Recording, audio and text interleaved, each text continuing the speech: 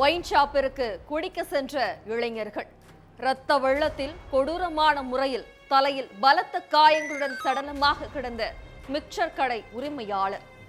Cellphone நம்பரை trace செய்து கொலையாளிகளான தந்தை மகனை கஸ்டடியில் எடுத்து விசாரித்த போலீஸ்.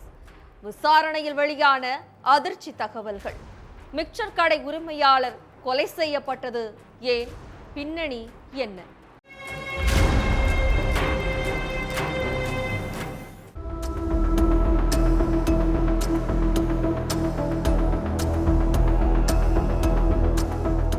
மாகரல் பகுதியில் இருக்கக்கூடிய ஒயின் ஷாப்புக்கு போயிருக்காங்க சில இளைஞர்கள்.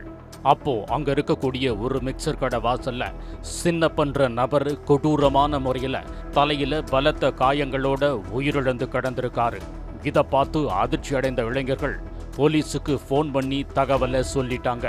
உடனே சம்பவ இடத்துக்கு வந்த போலீஸ் சடலத்தை மீட்டு போஸ்ட்மார்ட்டத்துக்கு அனுப்பி வச்சுட்டு அங்கிருந்த மக்கள் கிட்ட விசாரணையில இறங்குனாங்க.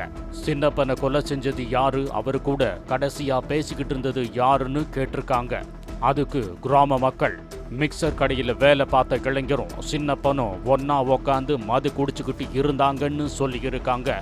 பொதுமக்கள் சொன்ன வாக்குமூலத்தை வச்சு போலீசார் அந்த இளைஞரை தேடி பிடிச்சு விசாரிச்சாங்க.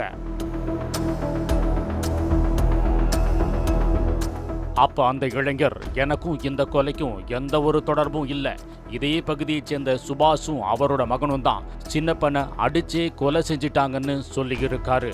இவர் சொன்னதை வச்சு சுபாஷ் மற்றும் அவரோட மகனை தேட ஆரம்பிச்சிருக்காங்க போலீஸ். முதல்ல சுபாஷோட செல்போன் நம்பரை ட்ரேஸ் பண்ணி பார்த்துருக்காங்க. அப்போ சிக்னல் அதே பகுதியில் இருக்கக்கூடிய ஒரு வீட்டில் காட்டியிருக்கு. இதனால நேரா அங்க போன போலீஸ் வீட்டில் பதுங்கி இருந்த சுபாஷையும் மகனையும் பிடிச்சு விசாரணை வளையத்துக்குள்ள கொண்டு வந்தாங்க. அதுல தான் பல உண்மை தகவல்கள் வெளியே வந்துச்சு. திருவள்ளூர்ல இருக்கக்கூடிய மாகரல் பகுதியைச் சேர்ந்தவரு 50 வயசான சின்னப்பன். இவருக்கு சோஃபியாங்கிற மனைவியும் கெல்வின் ஒரு மாற்றுத்திறனாளி மகனும் இருக்காங்க. இவரு மிக்சர் கடை வச்சு நடத்திக்கிட்டு இருந்திருக்காரு. இந்த நிலைமையில கணவனுக்கும் மனைவிக்கும் இடையில கருத்து வேறுபாடு ஏற்பட ஆரம்பிச்சிருக்கு.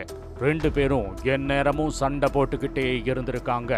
இதனால அவரோட மனைவி தன்னுடைய கணவனை பிரிஞ்சு தாய் வீட்டுக்கு போய் வசிச்சுக்கிட்டு இருந்திருக்காங்க. மனைவி போனதுக்கு அப்புறம் கணவன் வேலையாட்களை வச்சு தன்னோட மகனோட சேர்ந்து கடையை நடத்திக்கிட்டு இருந்தார். இதுக்கடையில சின்னப்பனுக்கு அதே பகுதியைச் சேர்ந்த தேவிங்கிற பெண் கூட பழக்கம் ஏற்பட்டிருக்கு. தேவிக்கு திருமணமாகி சுபாஷ்ங்கிற கணவனும் சக்திவேல்ன்ற மகனும் இருக்காங்க. ஆனா குடும்பத்தை மறந்த தேவி சின்னப்பன் கூட நெருங்கி பழக ஆரம்பிச்சு கள்ள காதல்ல இருந்திருக்காங்க.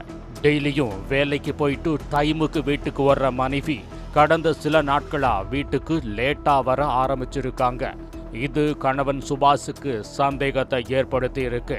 முன்னாடியெல்லாம் வேலை முடிஞ்சு உடனே வீட்டுக்கு வந்துருவேன், ஆனா இப்பெல்லாம் எதுக்கு ரொம்ப லேட்டா வர்ற அப்படின்னு கேட்டிருக்காரு கணவன் சுபாஷ். அதுக்கு தேவி, இப்பெல்லாம் வேலை ரொம்ப ஓவரா இருக்கு, அதனாலதான் ரொம்ப லேட் ஆகுதுன்னு சொல்லி மழுப்பி இருக்காங்க. ஆனா கணவன் இதை நம்பல. மனைவி தேவியும் மிக்சர் கடை உரிமையாளர் சின்னப்பனும் தகாத உறவுல இருந்த விஷயம் கணவனுக்கு தெரிய வந்திருக்கு.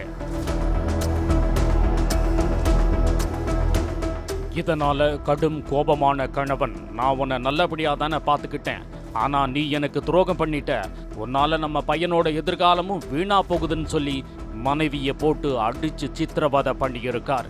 அடுத்து நேரா சின்னப்பனோட கடைக்கு போன சுபாஷ், எல்லா விஷயமும் எனக்கு தெரியும், இனிமே என் மனைவி கூட பேசுறத நிறுத்திக்க, அப்படி இல்லைன்னா உன்னை உயிரோடவே விடமாட்டேன்னு மிரட்டி இருக்காரு. ஆனா அந்த மிரட்டலுக்கு அப்புறமும் சின்னப்பனும் தேவியும் அவங்களோட கள்ள காதலை கைவிடல. இதனால சுபாஷ் தன்னோட மகன் சக்திவேல் கூட சேர்ந்து மிக்சர் கடை உரிமையாளரை கொலை செய்ய திட்டம் போட்டிருக்காரு. சம்பவத்தன்னைக்கு சின்னப்பனும் கடையில வேலை பார்த்த வடமாநில இளைஞரும் கடை வாசல்ல உக்காந்து மது குடிச்சுக்கிட்டு இருந்திருக்காங்க. அப்ப அங்க வந்த சுபாஷும் அவரோட மகன் சக்திவேலும் சின்னப்பன் கூட பயங்கரமா வாக்குவாதம் பண்ணி இருக்காங்க.